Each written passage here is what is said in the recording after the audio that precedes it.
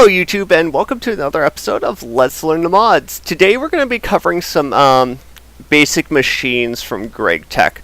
So, to get started with some of the basic machines that Gregtech provides, we could get started with the industrial centrifuge as well as the industrial electrolyzer. These are two very commonly used machines in Gregtech. The industrial centrifuge can only take 32 EU per tick, so what I'm doing is I'm setting up an MFE with an MV and LV transformer on a line. The reason I'm setting up a MFE directly to the industrial centrifuge as well as the industrial electrolyzer is due to the fact that if it runs out of power, like other machines from Gregtech, it'll completely stop its progress on the item. You'll lose all the progress on that one item you're working on, as well as it'll continue to waste energy until it's provided enough power to get going again. So that's why I do it like this. Set the industrial centrifuge here, and then we got the industrial electrolyzer there. Alright, so to get started, both of these items require cells to run for specific items, so if you don't have enough cells, it won't run unless it doesn't even require cells. Some don't even require cells at all. They just create different items that doesn't require the cells. Others do. So for the centrifuge, we can use like dirty piles of almandine dust, which can make different items, as well as resin and whatnot. Over here, as you can see, throw that in there. And then we got our almandine dust and red garnet dust, and this will do its thing as well. But if you're ever curious on the recipes, you can look in here. As you can see, there's a ton of recipes, and I am not going to go over all of them. Alright, and same goes for the industrial electrolyzer over here. All you got to do is provide cells, and in this case, we're going to use ruby dust, which is a great source of chrome. Chrome is used in a ton of things, so this is how you get chrome. See, and then we use a cell there because it needed to fill up a compressed air cell. Alright, now moving on.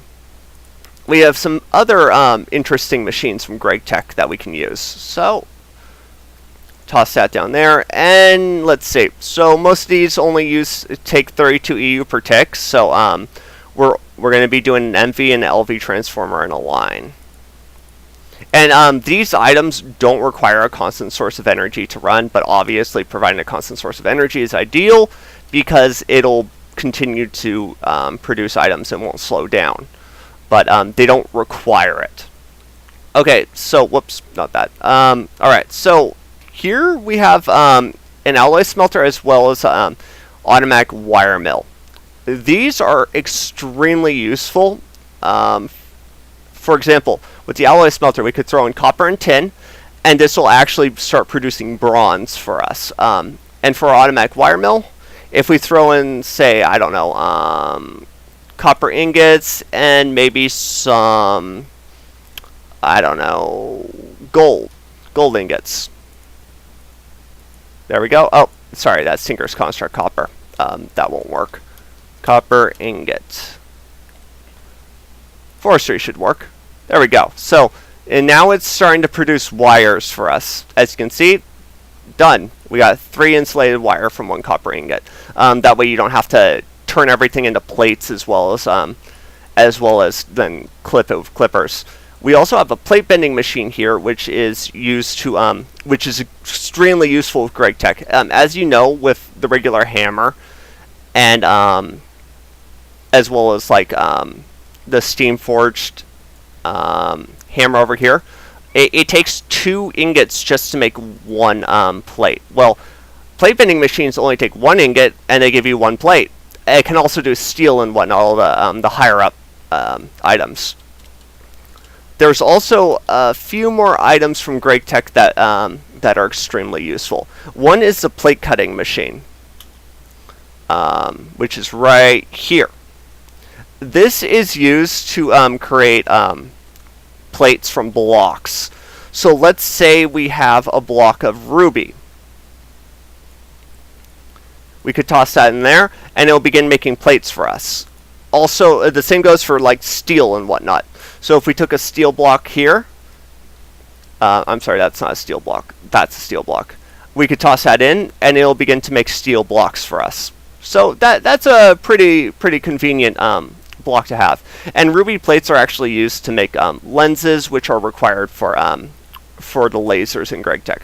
So let's also get a lathe. What lathes do is they take ingots and whatnot and plates of some things and produce rods. So for example, let's actually place one down and go in here. If we put that in there, as you can see, there's our ruby lenses, which is used for lasers. You can also take iron ingots,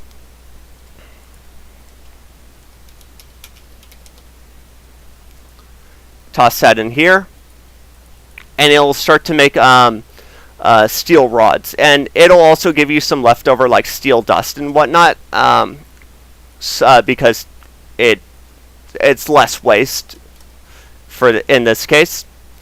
So I believe that's all the like basic machines that I wanted to cover. I mean, you have a furnace and your compressor and whatnot, but you know how they use all those. I'm not gonna cover those in this episode. So I hope this was an informative video, and I'll see you all later.